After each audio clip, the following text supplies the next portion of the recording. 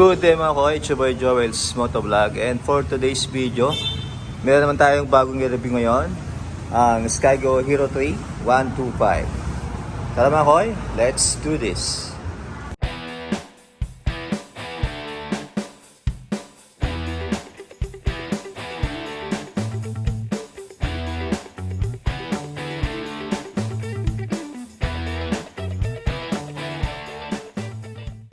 Ayan mga idol, so start tayo sa kanyang engine. 2.5 single cylinder, 4-stroke, air-cooled.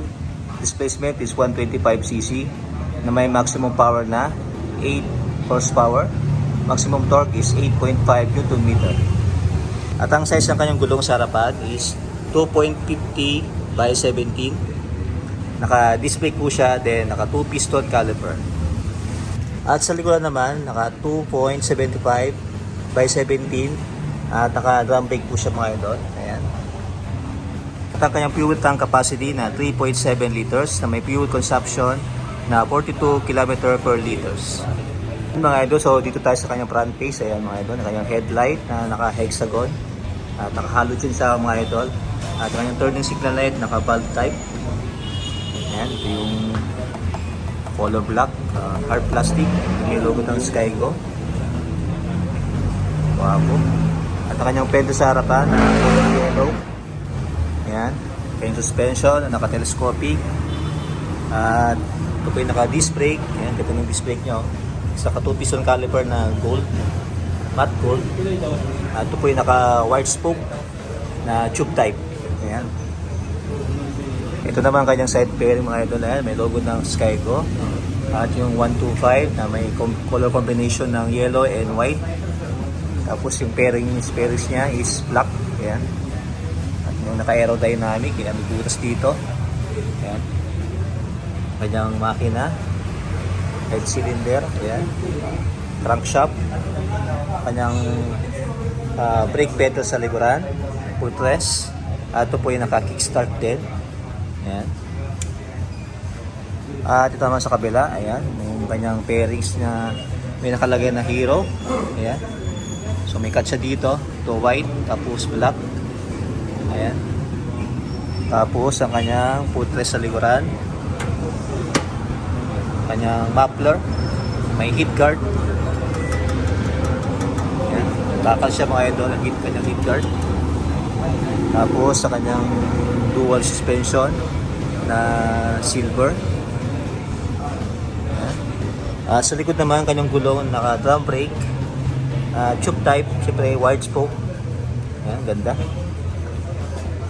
Dito naman tayo sa kanyang tail light. Naka-integrated ang kanyang turning signal light. So bulb type din siya mga idol. At may reflector dito.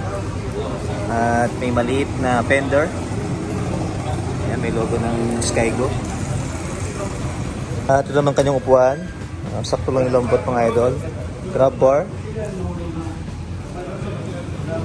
Kanyang U-box. Uy, may cover yung kanyang U-box mga idol. Oh, ayos.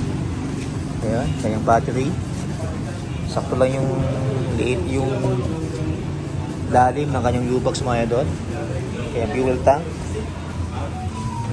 Sa kabilang side, ayan, naka-chain po siya.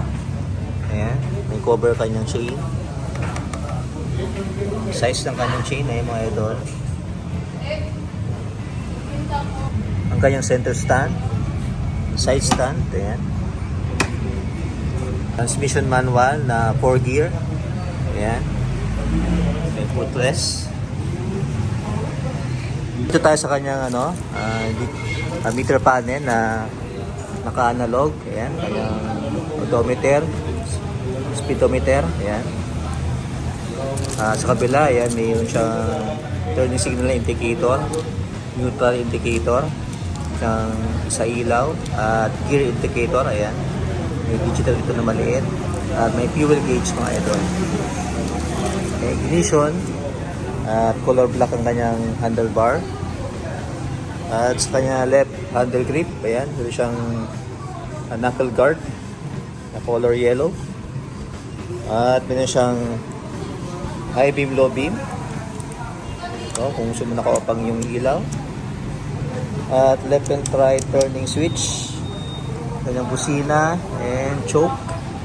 At sa kabila naman, meron siyang electric start mga idol. Ayan. May timbang siyang 100 kg mga idol. At ang kanyang seat height is 770 mm.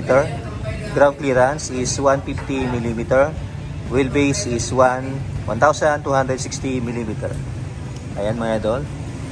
Sakto lang sa aking height. Ako po ay 5'5". Ayan. Ang ganya mga idol. Ayos. Ayan mga idol. So magkano nga ba ang Hero 3? Ito po ngayong SRP is 48,800. So ang spot cash niya mga idol is 43,700. Ayan, bili siyang freebies, free helmet, tools, sweatshirt, free LTO installation, plus TPL insurance. For down payment naman, ayan, 3,000 at monthly installment. At may rebate po siyang 300. Mga idol, sa mga gusto mong gabail, punta lang dito sa may Skygo along J. Catolico Avenue at harap po siya ng Palawan. And that's it mga koy. Salamat po sa panonood. Si Boy Joel's Motovlog. Goodbye.